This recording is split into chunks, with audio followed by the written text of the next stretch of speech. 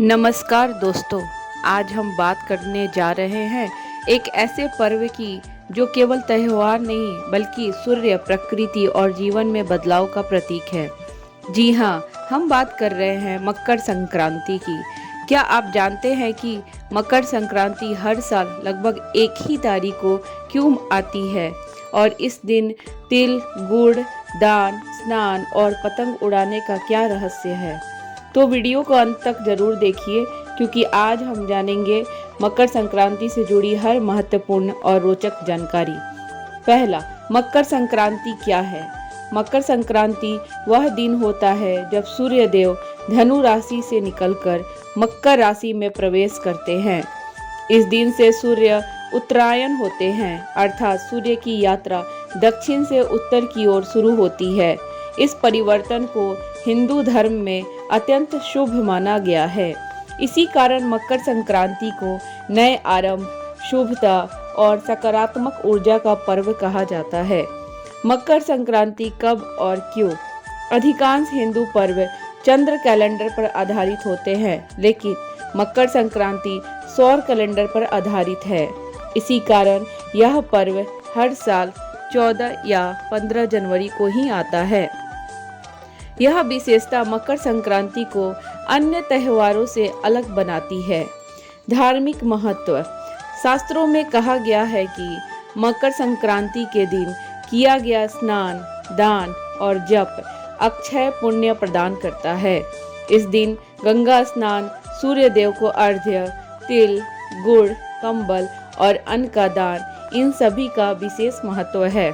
मान्यता है कि इस दिन दान करने से पाप नष्ट होते हैं और जीवन में सुख समृद्धि आती है। गंगा सागर मेला।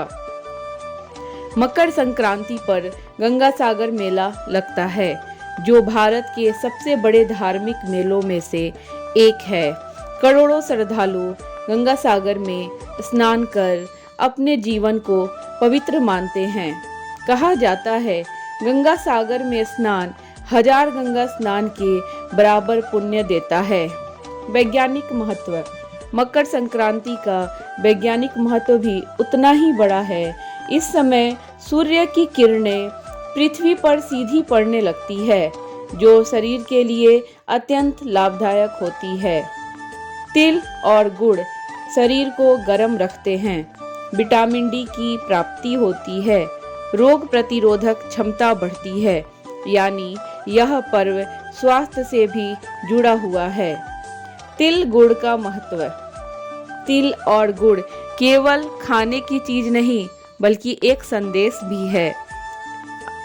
कटुता छोड़िए, मिठास फैलाइए और आपसी प्रेम बनाए रखिए। पतंग उड़ाने की परंपरा। मकर संक्रांति पर पतंग उड़ाने की परंपरा भी बहुत पुरानी है। छतों पर जाकर धूप में रहने से शरीर को सूर्य की ऊर्जा मिलती है और मन में उत्साह और आनंद आता है। इसलिए यह पर्व उत्सव और उमंग का प्रतीक बन गया। पौराणिक कथा। भीष्म पितामह। महाभारत के अनुसार भीष्म पितामह ने मकर संक्रांति के दिन ही अपने प्राण त्यागे थे। उन्होंने उत्तरायण का इंतजार किया क्योंकि यह समय मोक्ष प्राप्ति के लिए श्रेष्ठ माना जाता है। इसी मकर संक्रांति का संदेश। जैसे सूर्य अंधकार छोड़ प्रकाश की ओर बढ़ता है, वैसे ही हमें भी नकारात्मकता छोड़ सकारात्मक जीवन की ओर बढ़ना चाहिए। अगर आपको यह जानकारी पसंद आई हो तो वीडियो को लाइक